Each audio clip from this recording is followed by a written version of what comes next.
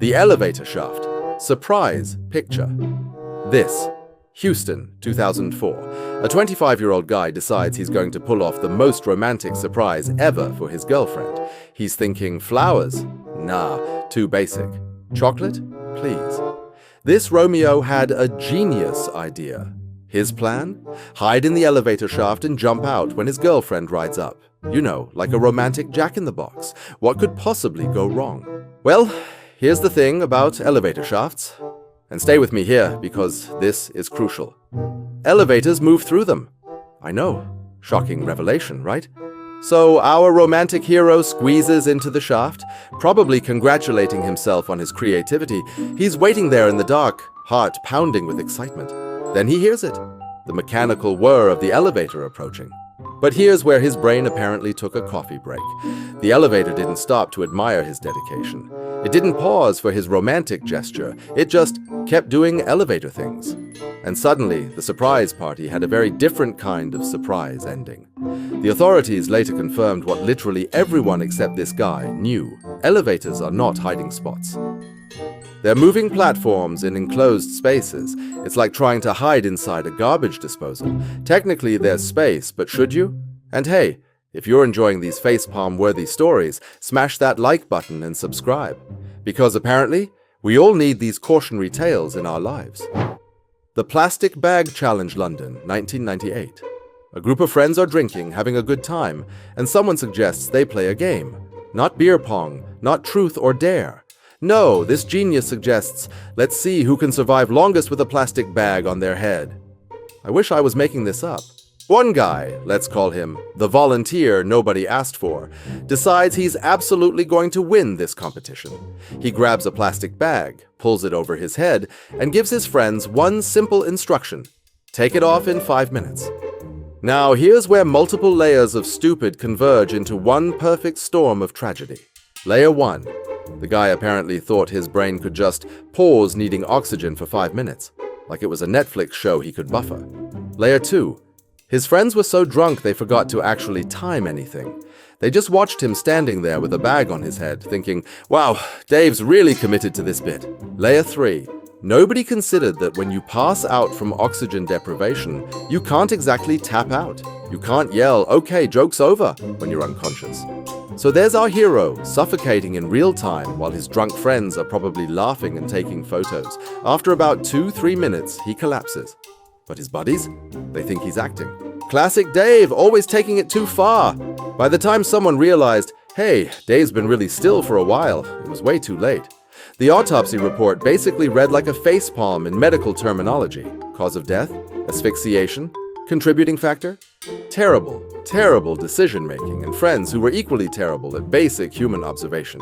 The Russian Roulette Selfie, Arizona, 2015. Let me tell you about a 21-year-old who thought he'd discovered the ultimate way to go viral on social media. This guy wanted to take the most badass selfie ever posted on Instagram. His tool of choice? A loaded gun. Now, before we go further, if you're already screaming at your screen, good. That means your brain is working better than this guy's was. His brilliant plan was to point a loaded handgun at his own head, finger on the trigger, and snap a selfie. You know, for the likes, for the clout, for that sweet, sweet social media validation that's apparently worth more than, I don't know, living. He'd done this before. Multiple times, actually. Each time, he'd carefully keep his finger just light enough on the trigger to not fire. Click, snap, post. Look how edgy I am! His friends would comment fire emojis. He'd get his dopamine hit. Everyone wins. Except this time, he wanted to make it even more realistic. He decided the photos looked too fake, because you couldn't see his finger actually pressing the trigger. So he thought, you know what would make this better? If I actually put real pressure on the trigger. That'll look so much more authentic. And here's where we need to talk about how guns work, because apparently this was news to him. Triggers are designed to fire when you apply pressure. That's literally their entire job. They don't have a just for photos setting. There's no Instagram mode where the gun knows you're just posing. So there he is, bathroom mirror, phone in one hand, loaded gun to his temple, really pressing that trigger for the camera.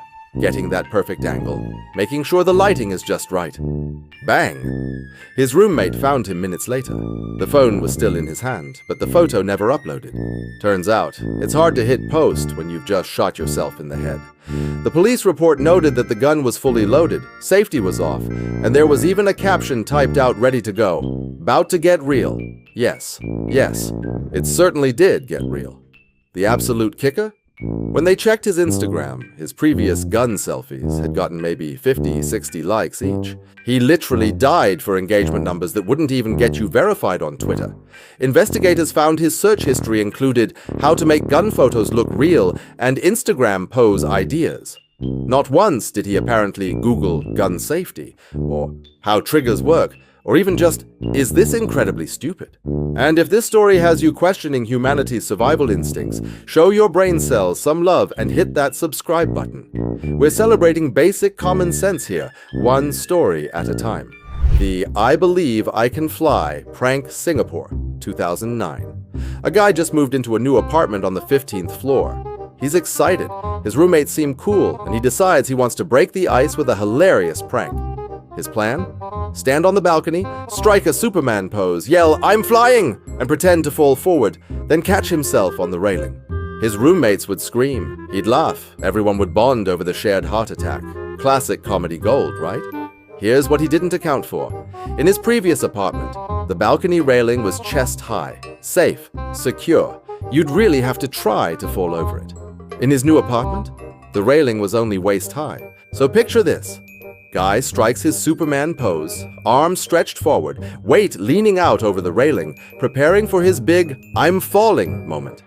Except, there's not enough railing to catch himself on. Physics doesn't care about your prank. The moment his center of gravity shifted past the railing, which happened about half a second into his Superman pose, gravity went. "Oh, you wanted to fly? Let me help you with that." He fell 15 stories. The roommates, who were supposed to be the audience for this comedy routine, instead became witnesses to something very different. The prank worked, technically. They were definitely surprised. Investigators later measured the railing. It was about 90 centimeters high, roughly 3 feet. Building code compliant, but definitely not designed for Superman cosplay. The whole thing could have been avoided with literally one thought. Maybe I should check how high this railing is before I launch my entire body weight over it. But no, our guy's last thought was probably, this is going to be hilarious, followed very quickly by, wait, why is this guy getting closer? So there you have it, folks. 4 people who proved that Darwin was really onto something. The common thread? Each one of these people skipped the most basic step, thinking for 5 seconds. If you enjoyed these stories, and by enjoyed, I mean cringed while simultaneously grateful, you're not this dumb, please hit that subscribe button and ring the notification bell. Drop a like if you learned something today, even if that something is just, don't hide in elevator shafts. And hey, comment below. What's the dumbest prank you've ever seen someone attempt? Let's build a cautionary tale library together. Remember, think before you prank. Because gravity, physics, and basic biology don't have a sense of humor. Stay safe out there, and I'll see you in the next video, assuming you all use your brains better than these guys did. Peace.